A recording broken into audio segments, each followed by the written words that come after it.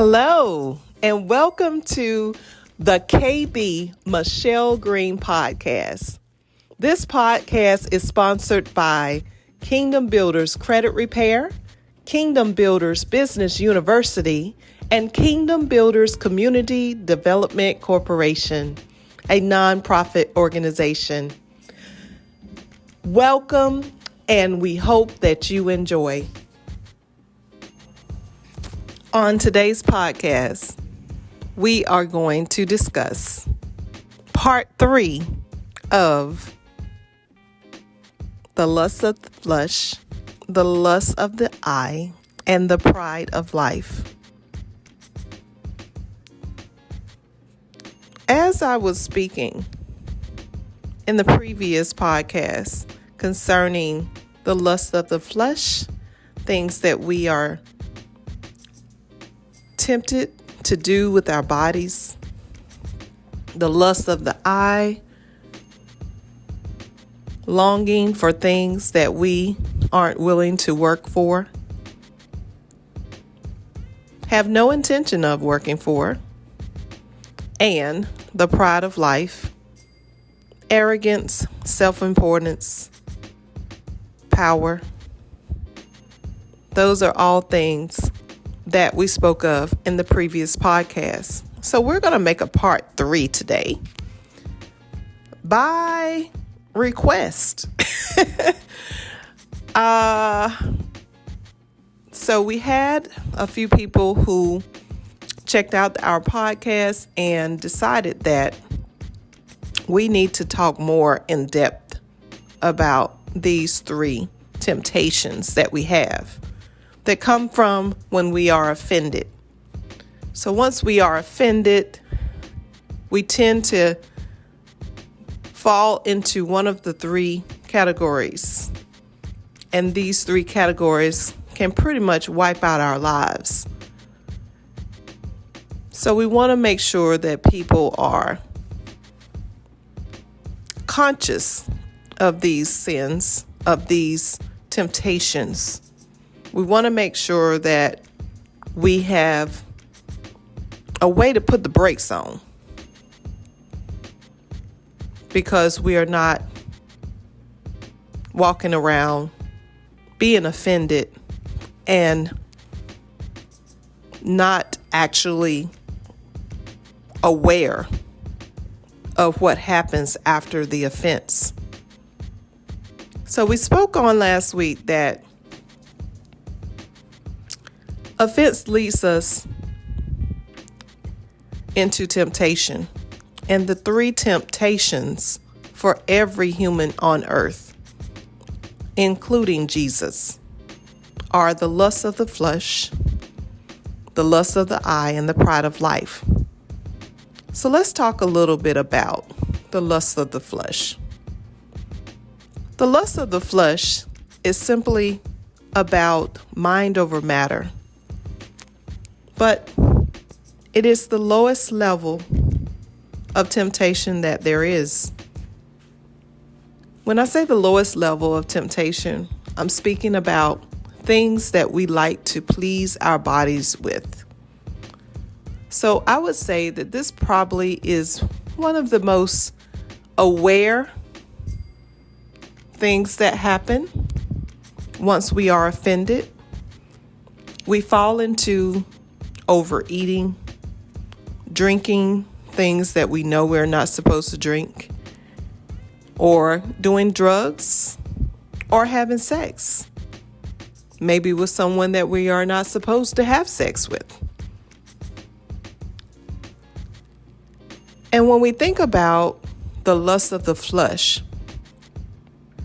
it begins with our ability to not have our mind renewed. So it's literally mind over body. When we think of the lust of the flesh, we think about several different things I could actually come up with. But one of the things that I want to talk about that I've struggled with in my life is the lust of the flesh in the sense of eating. When we think about our eating habits, of course, in America, and if possibly you're in another country, there may be similar issues, maybe not eating. But in America, the land of the free, we have a problem with eating because mostly what we do is eat. Everything that we do is to create some type of fellowship, some type of communion with one another where food is involved. And I was raised in a kind of household where I was told to finish my food, like finish everything that's in my plate. And that has carried over into my adulthood. And thinking back to when I was a child growing up, I was a child who would pass up a plate just because I didn't want to finish what was in my plate. So sometimes I would just not eat. I was a picky eater. So if I didn't feel like I wanted to eat the whole plate of food that was given to me, I just wouldn't eat at all. Maybe I would get up and I would just eat some cereal because I knew I would finish that, or I would wait until later in the day and I would just eat something or drink something that I liked. Now, as I entered my 20s, it shifted a little because now there are emotional attachments to the food, the people that I'm surrounded by. In my 20s, who I was surrounded by, we were people who suppressed our feelings. So by the time we go from the childhood stage to the teenage stage, you know, sometimes teenagers can either overeat or they can undereat.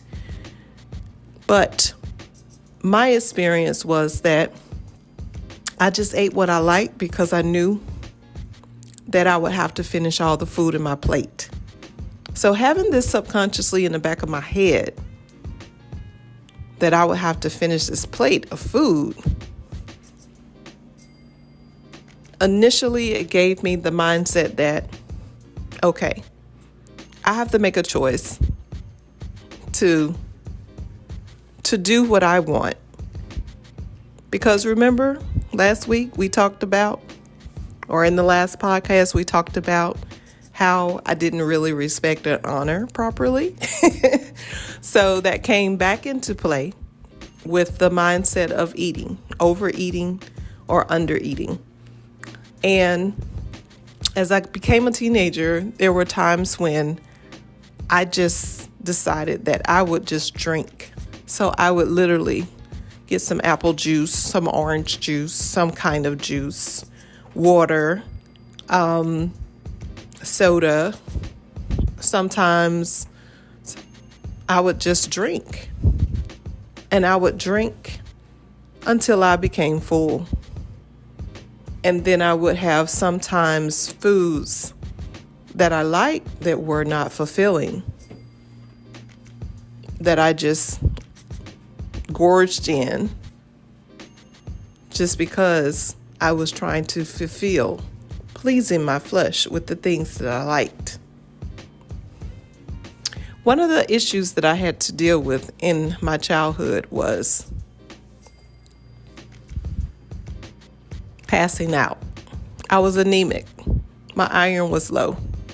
And I'm pretty sure now that I'm looking back at it, it happened because I wasn't eating properly. Because it wasn't about feeding my body what it should have. It was about pleasing my body with what I thought that it should have, what felt good going in. not necessarily what was good for me once it was in my body. So, lust of the flesh, in the example of eating, caused me fainting spells. I remember twice I was out and about with my auntie and I passed out in the store. And I remember being with my mom at Kmart. I don't know if some of you all remember Kmart or if Kmart is even still around, but I remember being in the store with my mom, Kmart, and I just hit the floor like a ton of bricks. But what was happening is mind over matter did not exist in the lust of the flesh area. So I was disobedient. I was trying to make a sacrifice to substitute the nutritious foods that I should have eaten, but I chose not to eat simply because I didn't want to finish my plate. And that caused my body not to function properly. Whenever you come upon the lust of the flesh, the only way to offset it is that your mind has to be stronger than your flesh. The only way that your mind can be stronger than your flesh is if you're on repeat every 24 hours. So the word talks about how we have to have our minds renewed. But I don't think that we literally take that into the equation of how serious it is. So it's almost like if you've ever seen the movie, what is it? First Dates. It's about a man and a woman who have to press the reset button every day because his wife has short-term memory loss.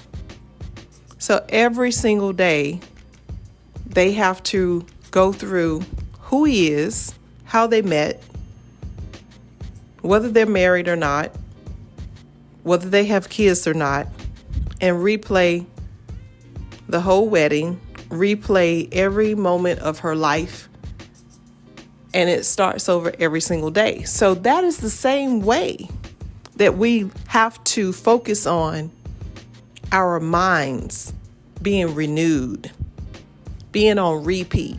There has to be some new information every single day of our lives in order for us to be able to change, to grow, or to make our bodies submit to what is in our minds. And I'm not talking about the surface mind. I'm talking about the subconscious mind, our hearts. Okay? Subconscious, underneath the conscious mind, we're talking about what's in your psyche, what is in your soul. Like, do you have the information about nutritious eating in your psyche, in your repeat subconscious mind every 24 hours that you awake? Because the problem is that most of us don't. And then we go through these cycles in life where we're good for a little while, but after a short time period, it's only a temporary fix, because after a short time period, we go back to the bad habit. Why? Because the bad habit is what's in our psyche. The bad habit is what's in our subconscious mind. So how do we change that? We have to renew New information again every 24 hours.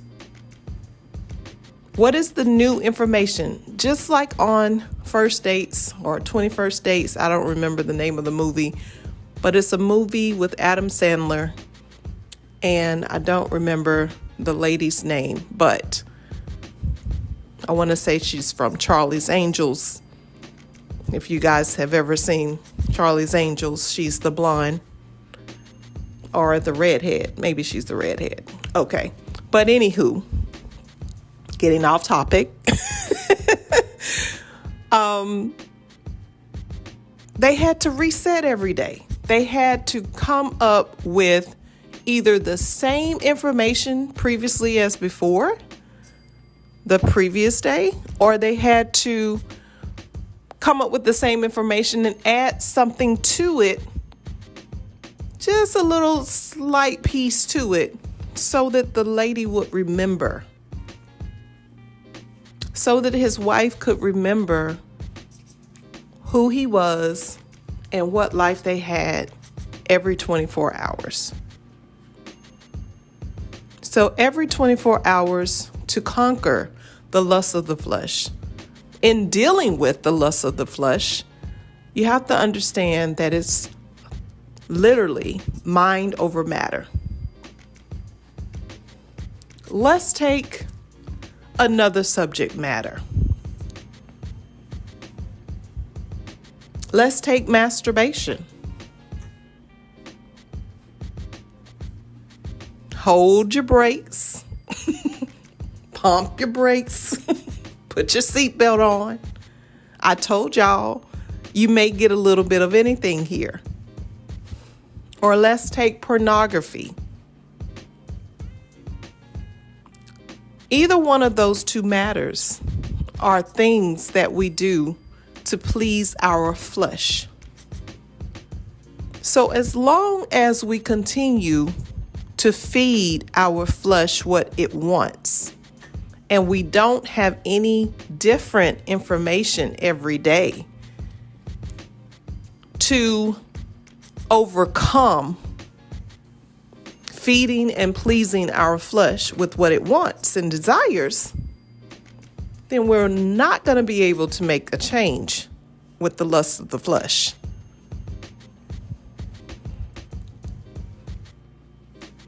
And it's crazy because once we fulfill the flesh, it's only pleased for a short while. When I say masturbation, male or female, okay? These are the truths about what happens. Pornography. Or just plain old hitting it and moving on to the next person. It's just like someone who is addicted to a person, place, or a thing that can't let go because of what's being repeated over and over in their 24 hours. Because everything that they see is masturbation. Everything that they know is masturbation.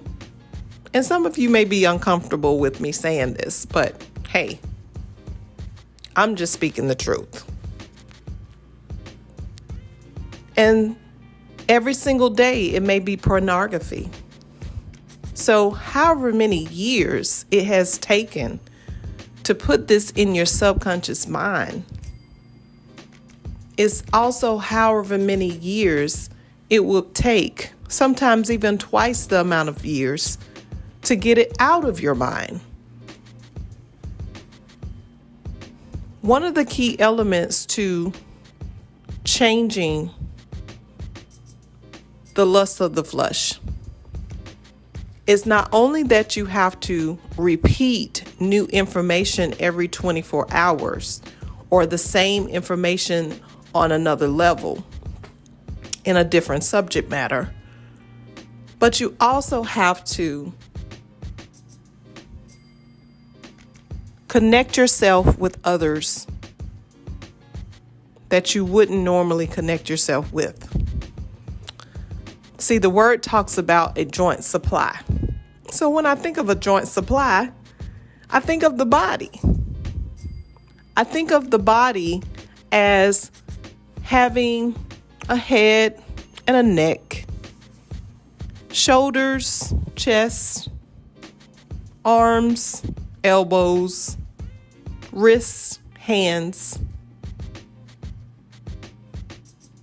the stomach area, the abdomen area, the thighs, the buttocks, the calves, the knees, the ankles, the feet, the toes.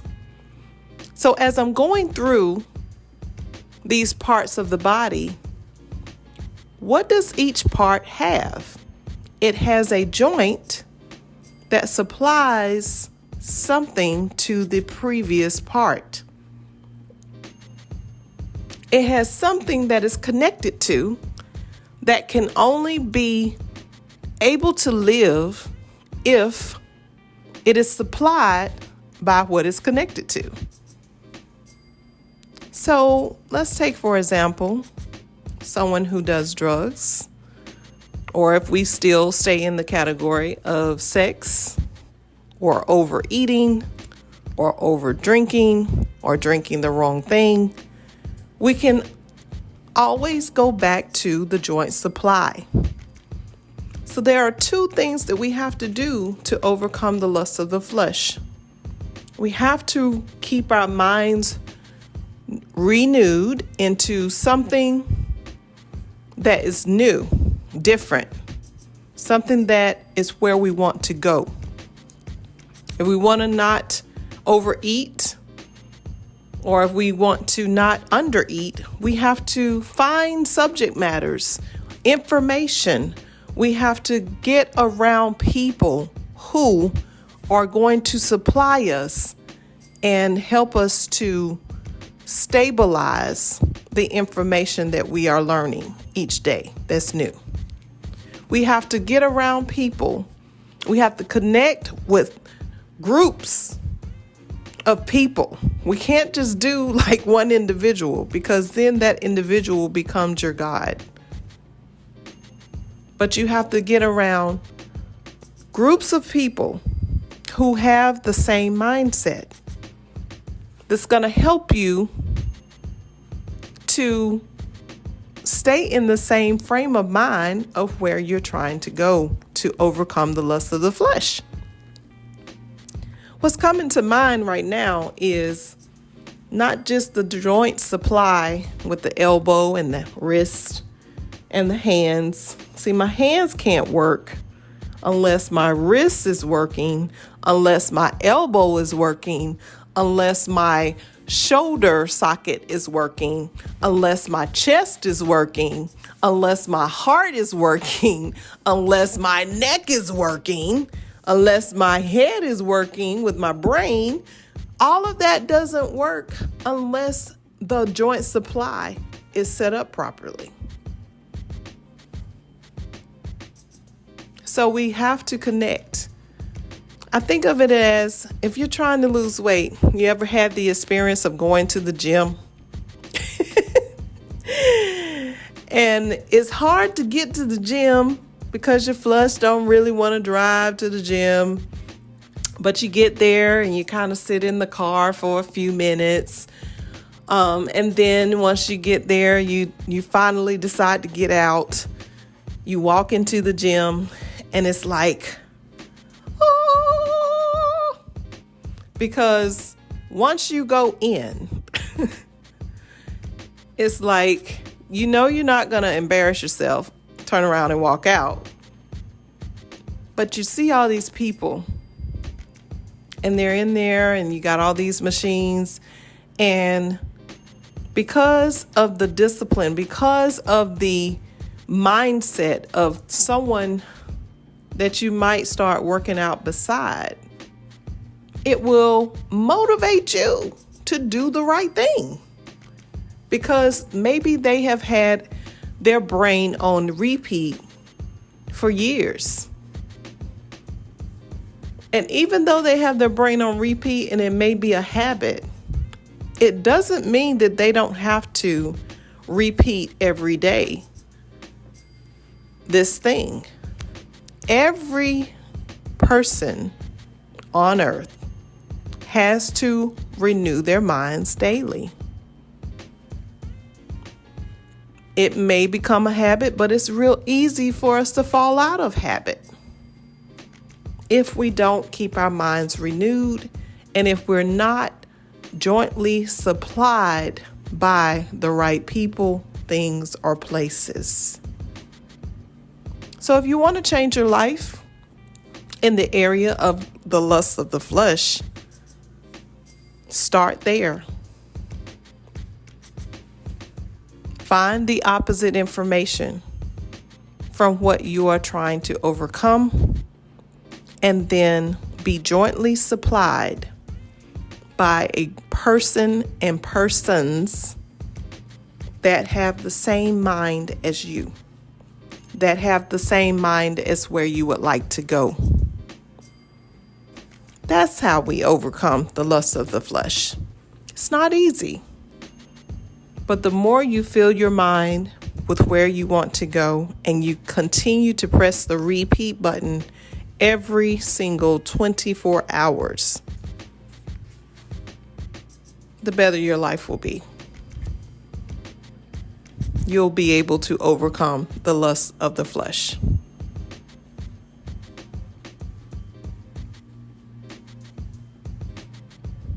Number 2, the lust of the eye. Oh my goodness. The lust of the eye, I was thinking about earlier. The lust of the eye is also a big deal because it's tricky. It's very subtle.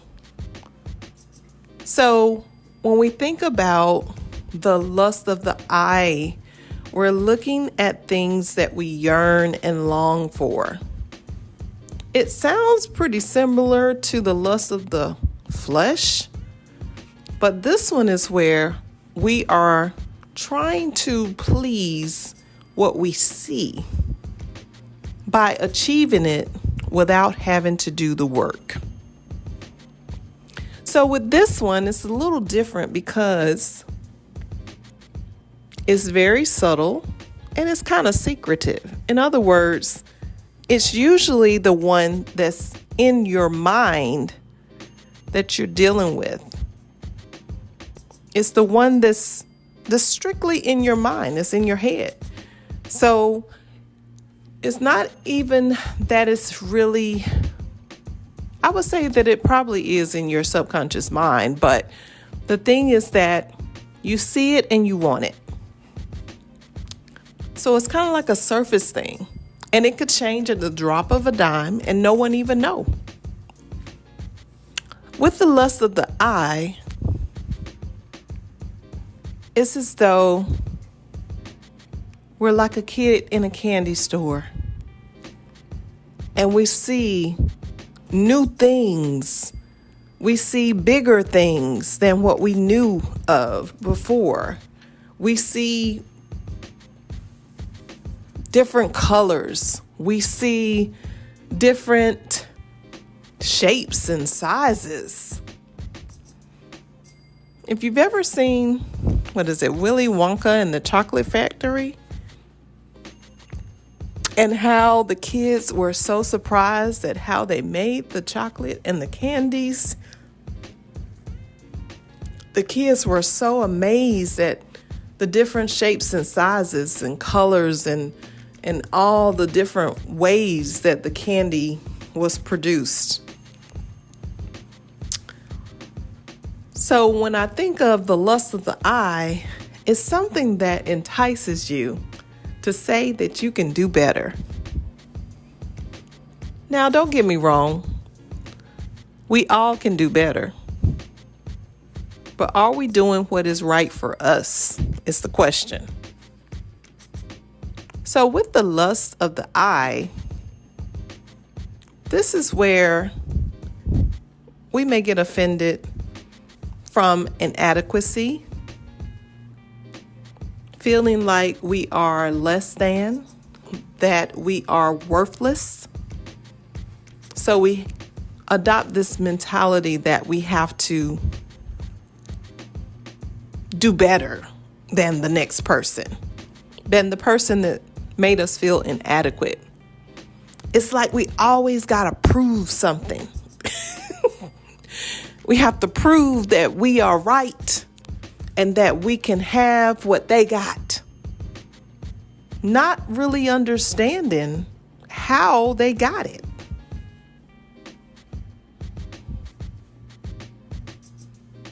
So with the lust of the eye comes the issue of process. I know y'all don't want to talk about process. I don't even like talking about process, honestly. It's not my forte. It's just not something that I prefer to do. However, process. First, we got to get our mind right and connect to the right people. And secondly, we have to understand the process. The lust of the eye is the process. So, if we desire to have a business that's profitable, if we desire to have a relationship that's healthy, if we desire to have a nice vehicle, a $50,000 to $100,000 vehicle, a boat, a yacht, whatever, all of the tangibles and the intangibles of the world, we have to first understand that there is a process that is in place to achieve those things. They don't just happen.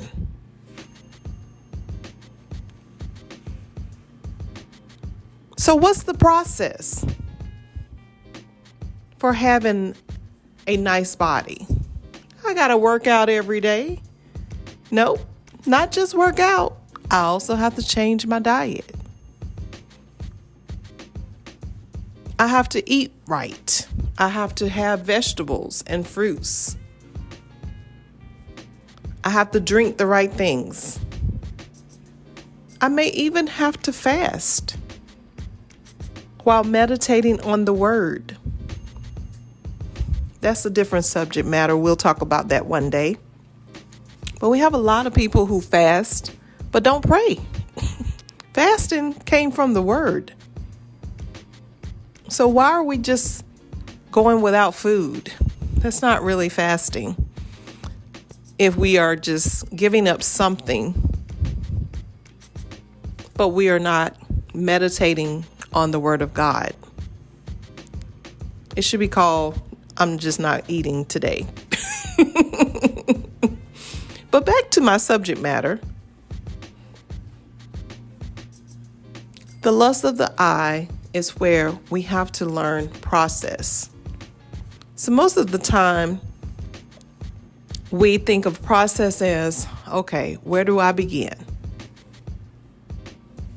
What is it that I need to incorporate in this process so that I can have the desired result? Well, honestly, that's the problem. With the lust of the eye, learning process, we don't start at the beginning, we start at the end. So first, we would discuss, what is it that you really want to achieve? What kind of marriage do you really want? What kind of relationship do you really want? If you have that child, what is the end result of that child becoming a full-blown adult, and what you would have brought to the table for that child, for that individual? See, we get so super excited at starting something, but we don't ever think about the finished result.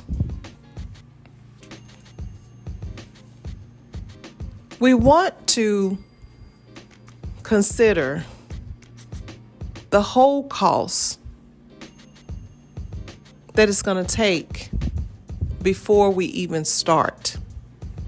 What is the cost of having a baby? What is the cost of being married? What is the cost of having your own business?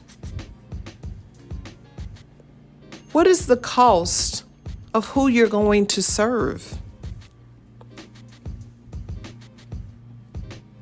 Because there is a cost in the lust of the eye. And the reason why so many of us are struggling in this area is because the easiest thing to do is advertise more, better. But no one talks about the real process of the thing. What is your journey? What do you need to take with you? What do you need to leave out?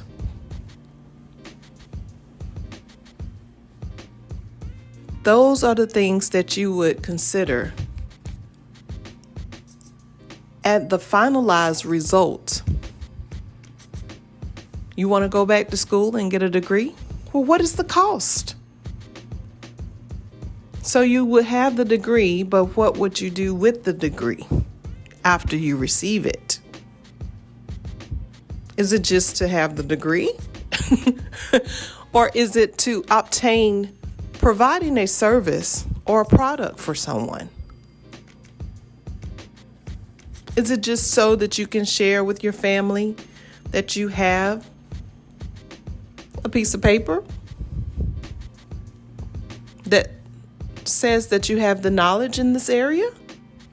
Or is it that you're going to do something with the knowledge? That's the part of the lust of the flesh that gets us every time. Because our minds usually don't go to the areas of the total cost, the purpose, the end result, the full life cycle. But if we would just pull back, and in pulling back, if we would just take a look to see, what is the purpose of me being married? If I want to get married, what is the purpose of me being married?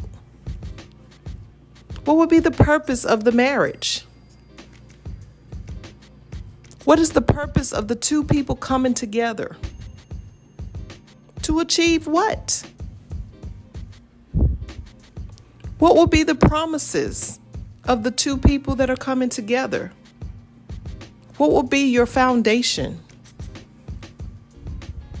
And will they be honored in a day-to-day process? Things that we don't consider. So the lust of the flesh tells us the grass is greener on the other side. When it's actually withered on the other side, but we can't see it because of the illusion. The illusion that we could just go to the other side and our lives will be so much better than where it is right now. When all along, we're actually in the right place and the best place in most cases. We just need to understand how to process. So if this is an issue for you, which I know that definitely in every area of my life, I can say this has been a big one. Because I'm the kind of person who give me something, a new idea, let me pray on it, and then I'm going for it. If God says yes, I'm going to put it out there and I'll worry about the mistakes later. I'll worry about the details later. Now, that's not to say it's necessarily a bad thing, because in God, you should be moving. You should be growing. You should be changing. It shouldn't be that you have to have every T crossed and every I dotted in order for you to make a move, because God is always moving. But it does mean that in some cases, you don't just say, I want a big house, but your credit's bad. Or you don't just say, I want a big house. I'm going to go ahead and apply for this house and believe God for it, and He's going to give it to me. Because it's still a process that we have to go through. Faith without works is dead. And this is where the lust of the lust of the eye. This is where the lust of the eye really gets us. Is we don't want to do the work. We believe, and there's nothing wrong with believing. We are created to believe. But we cannot believe without being willing to do the work, because faith without works is non-existent. It's dead.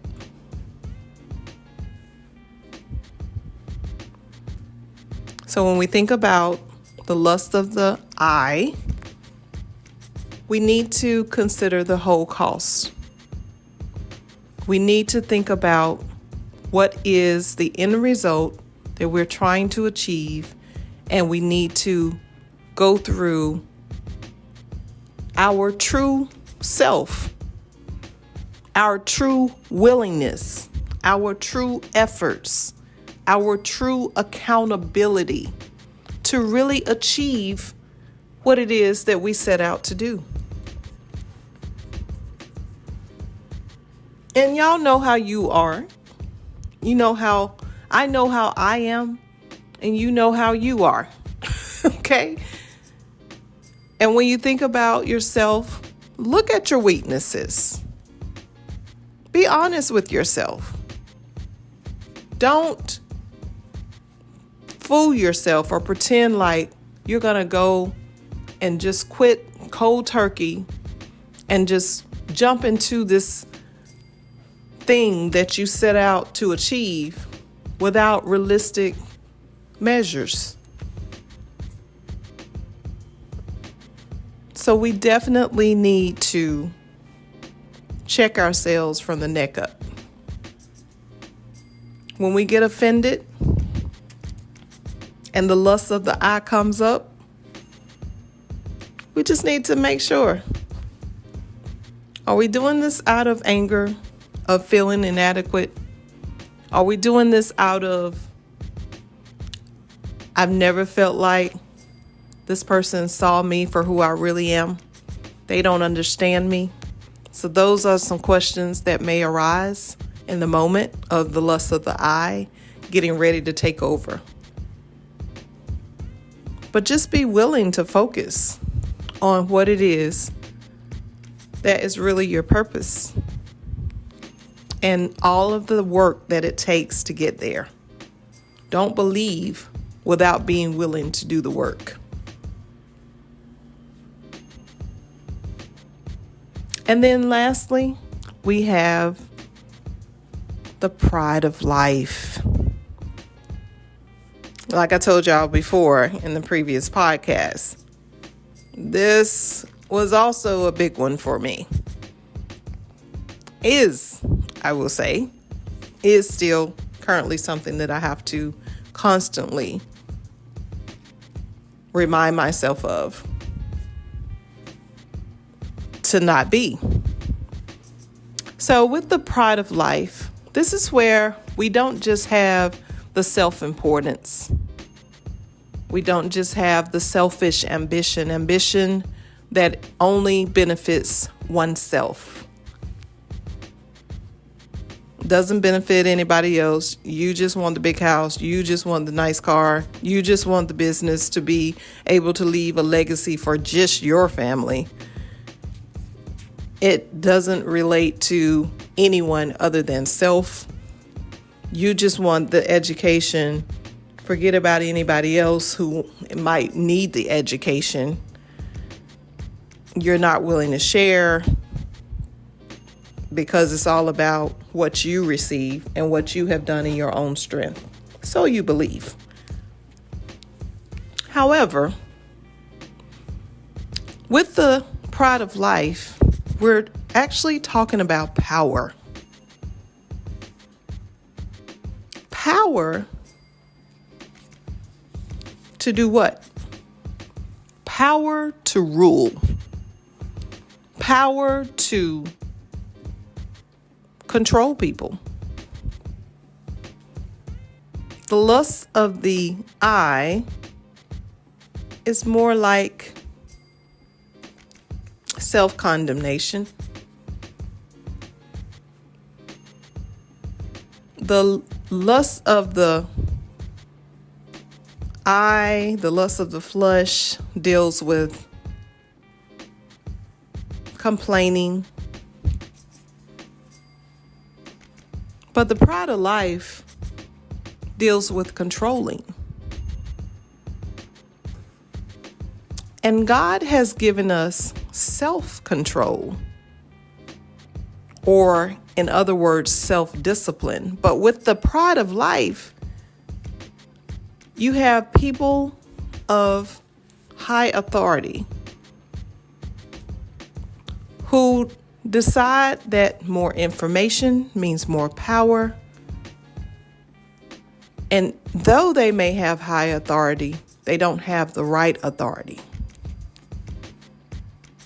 And without the right authority with power, it's always you'll be defeated.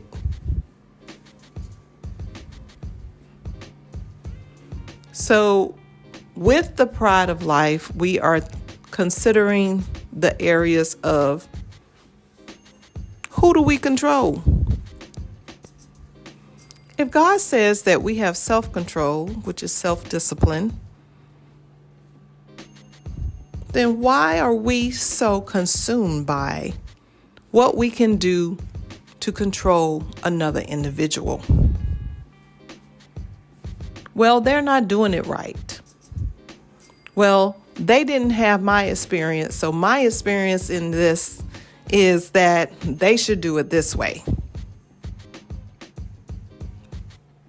Well, I'm just trying to help. Well, I just want what's best for you. Are some statements that underlying is the pride of life. We want to control people. We don't want to allow people to have their own ability to decide. And the world is like this. We have population control. We have food control, where there's a scarcity even right now in certain areas of the earth. There is water control. There is pretty much everything controlled. And this comes from the pride of life mentality. Even relationship control. What's big in the relationship field is the word narcissist. So people are realizing that there are individuals who are narcissists. And the bottom line of that is really the pride of life. It's a person who believes that they have power with the wrong authority. And though they may be in an authoritative position, the issue is not about them having power, because they can gain power in the position, but they just don't have the right authority with it. And when I say authority, I'm referring to the authority of Jesus Christ. I'm referring to being able to submit. Because remember, in the previous podcast, we talked about these 4 levels. First is the sacrifice, where we're really just being disobedient. We make a sacrifice because we didn't follow the instructions from the beginning. Then we go to the next level of obedience. We follow the instructions of the person with the right authority. Then we go to humility, because humility means that you got to get low. You got to get low. You got to get down physically and in your subconscious mind, which means that you open yourself up to be vulnerable and to tell the truth about whatever you're vulnerable about, whatever your weaknesses are, whatever has bothered you.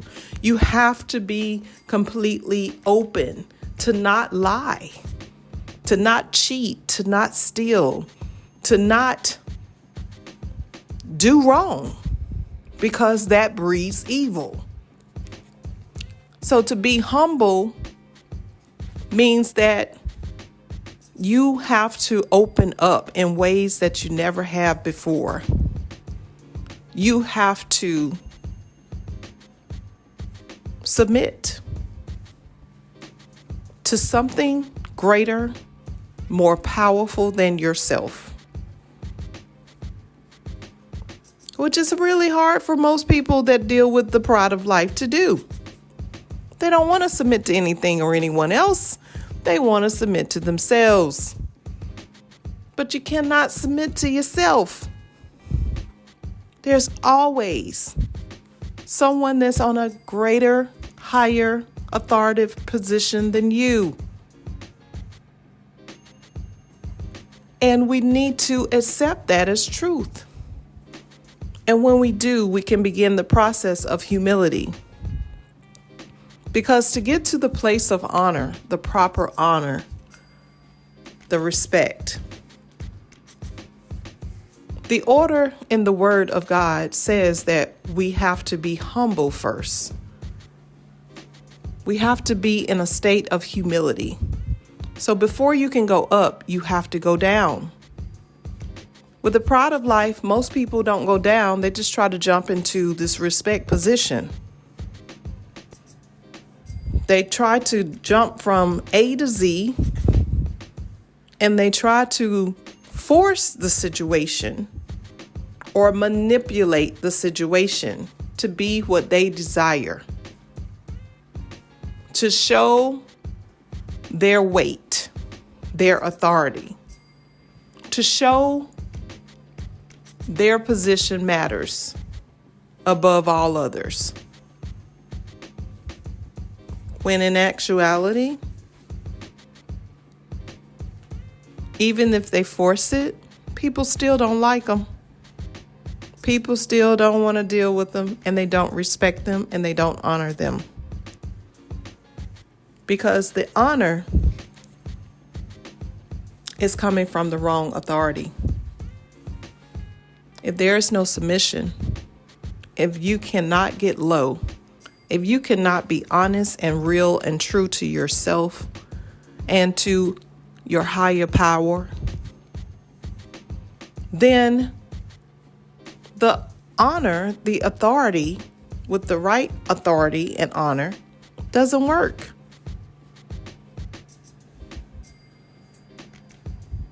It doesn't work.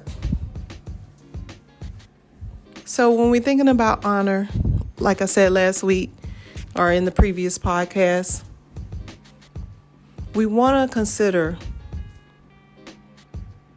what honor actually is with the right authority.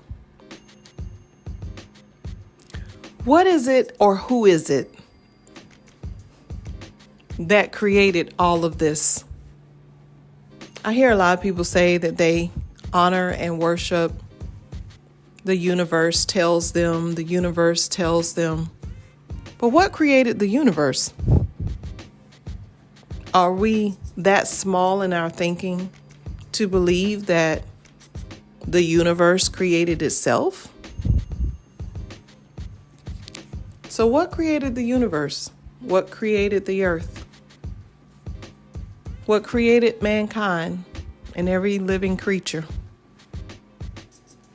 That's how we think of authority. We have to go all the way outside of the realm of what we know, in which our brains sometimes don't want to accept or receive or believe. But it's true. We have to believe and submit to higher power with the right authority.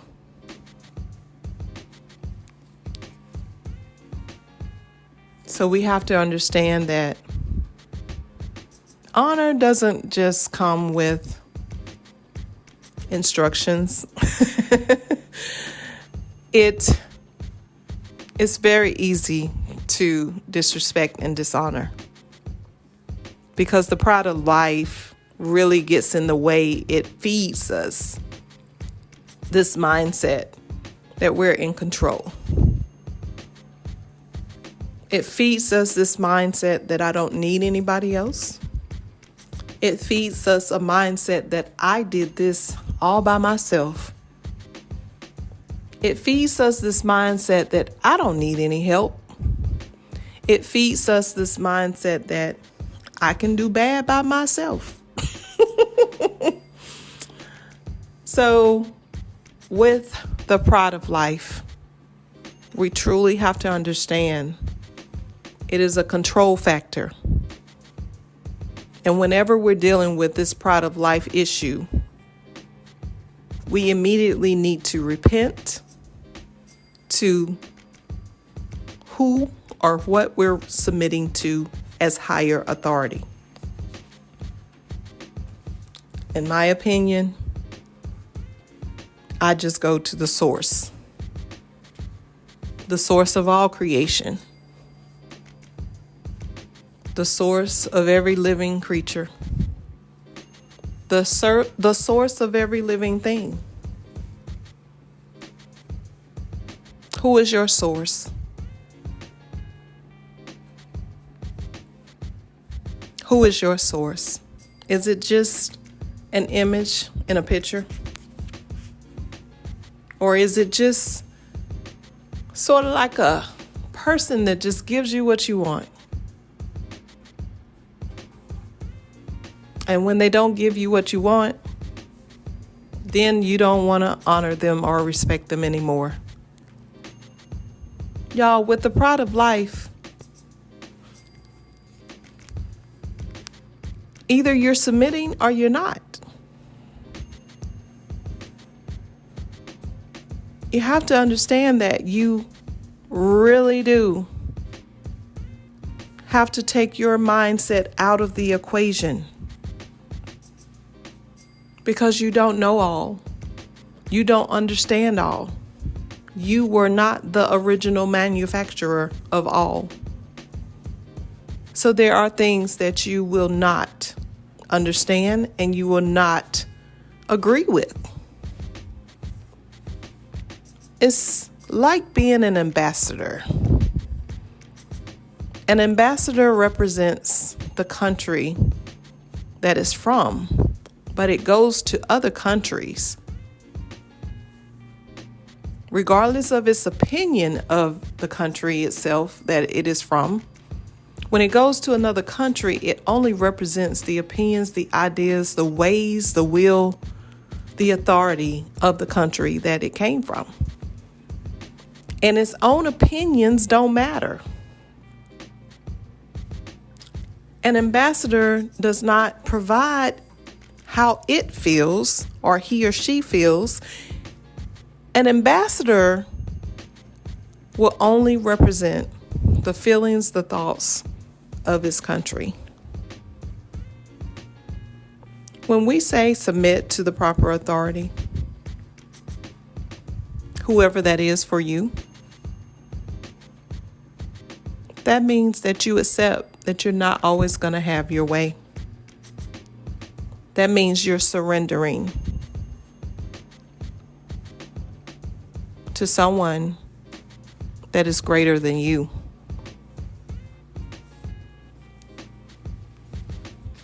Someone who has all power and authority in all of heaven and earth. Someone who is truth. Not knows truth, but is truth. So let's surrender to the proper authority, to the proper one who holds all power, who knows everything, who sees everything, who created everything.